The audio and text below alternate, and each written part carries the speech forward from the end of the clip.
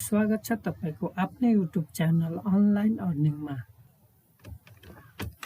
यदि तपाई हाम्रो च्यानलमा नयाँ हुनुहुन्छ भने च्यानललाई सब्स्क्राइब गरी बेल आइकनलाई दबाउन नबिर्सनुहोला। आजको भिडियोमा म तपाईसामु एक अनलाइन वालेटको रिभ्यू गर्नेछु जसको नाम हो imepay वालेट। आजको भिडियोमा शेयर गर्नेछु कि कसरी अरु वालेटको तुलनामा बेटर हुन सक्छ, स्पेशली अनलाइन युजरको लागि। साथै यो वालेटमा रहेका विभिन्न अप्सनहरूको बारेमा बेसिक जानकारी दिनेछु।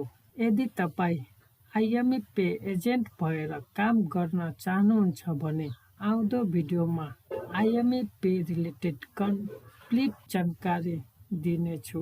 imepay वालेटबाट कसरी IMA मा पैसा पठाउने, इन्टरनेटको बिल कसरी तिर्ने, टिभीको बिल कसरी तिर्ने इत्यादिको बारेमा आउँदो भिडियोमा लाइभ प्र्याक्टिकली सिकाउनेछु।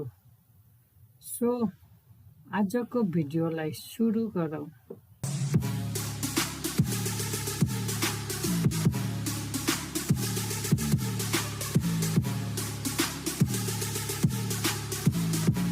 imepay वालेटमा इन्टर गर्नको लागि सबभन्दा पहिला हामीहरूले गुगल वा क्रोम ब्राउजरमा service.imepay भनेर सर्च गर्नुपर्ने हुन्छ। अब तपाईले यस्तो किसिमको इन्टरफेस देख्न सक्नुहुन्छ। यहाँ तपाईले आफ्नो मोबाइल नम्बर र पासवर्ड इन्टर गर्नुपर्ने हुन्छ। imepay को ड्याशबोर्डमा आइसकेपछि तपाईले यस्तो किसिमको इन्टरफेस देख्न सक्नुहुन्छ। सबभन्दा पहिला तपाईले माथि यहाँ हेर्न सक्नुहुन्छ ब्यालेन्स भनेर। ब्यालेन्समा तपाईको यहाँ अमाउन्ट देखाउँछ कि तपाईको वालेटमा कति पैसा छ भनेर। सिम्पली यहाँ क्लिक गरिसकेपछि तपाईले त्यो अमाउन्ट देख्न सक्नुहुन्छ। त्यस्तै गरी अर्को रहेको छ यहाँ एड ब्यालेन्स भनेर।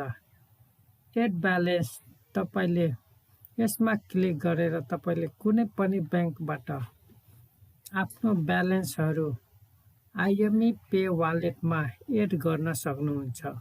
एड ब्यालेन्सबाट तपाईले कुनै पनि माध्यमबाट विभिन्न ब्याङ्क तथा क्रेडिट कार्डको प्रयोग गरी यहाँ ब्यालेन्स एड गर्न सक्नुहुन्छ। त्यस्तै गरी अर्को रहेको छ यहाँ नोटिफिकेसन। तपाईले यहाँ गर्नुभएको कारोबारको नोटिफिकेसन यहाँ देख्न सक्नुहुन्छ। त्यस्तै गरी अर्को रहेको छ यहाँ मनी ट्रान्सफर। यहाँबाट तपाईले IMA रेमिटान्समा सजिलैसँग पैसा पठाउन सक्नुहुन्छ। त्यो पैसा कसरी पठाउने त्यसको भिडियो पनि म कम्प्लिट लिएर आउने छु। अर्को रहेको छ यहाँ फोन रिचार्ज। यहाँबाट तपाईले विभिन्न मोबाइल तथा टेलिकमहरूमा रिचार्ज गर्न सक्नुहुन्छ। त्यस्तै गरी यो यहाँ रहेको छ इलेक्ट्रिसिटी। यहाँबाट तपाईले विभिन्न जिल्लामा रहेका नेपाल विद्युत प्राधिकरणको बिल तिर्न सक्नुहुन्छ। त्यस्तै गरी यहाँबाट वाटरबाट तपाईले विभिन्न जिल्लामा रहेका खानेपानीका बिलहरू यहाँबाट तपाईले भुक्तानी गर्न सक्नुहुन्छ। त्यस्तै गरी यहाँ टिभी रहेको छ। टिभीमा क्लिक गर्दा यहाँ तपाईले देख्न सक्नुहुन्छ विभिन्न टिभीका नामहरू। यी टिभीमा तपाईले सजिलैसँग यहाँबाट रिचार्ज गर्न सक्नुहुन्छ। त्यस्तै गरी अर्को रहेको छ इन्टरनेट।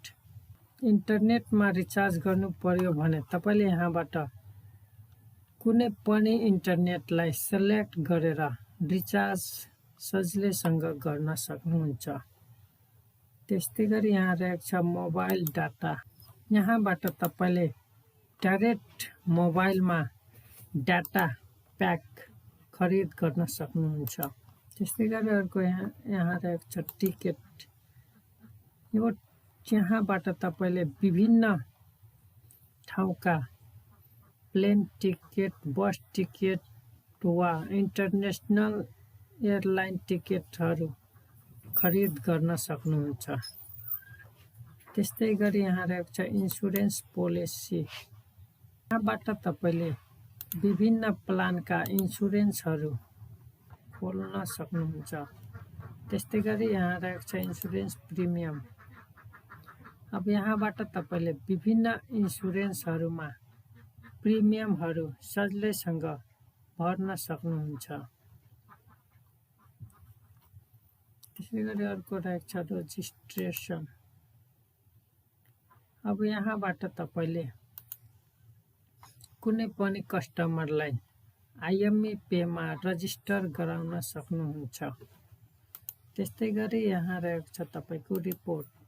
यहाँबाट तपाईले गर्नुभएको ट्रान्ज्याक्सनका रिपोर्टहरू निकाल्न सक्नुहुन्छ। यसरी साथीहरू तपाईले सजिलैसँग imepayका सर्भिसहरू यहाँबाट युज गर्न सक्नुहुन्छ।